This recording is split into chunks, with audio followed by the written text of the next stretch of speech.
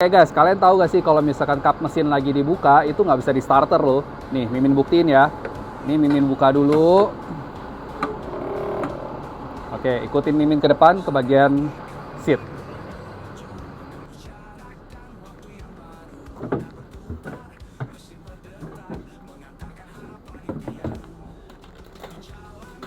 Nih ya. Kunci kontak on. Nggak bisa di starter ya guys.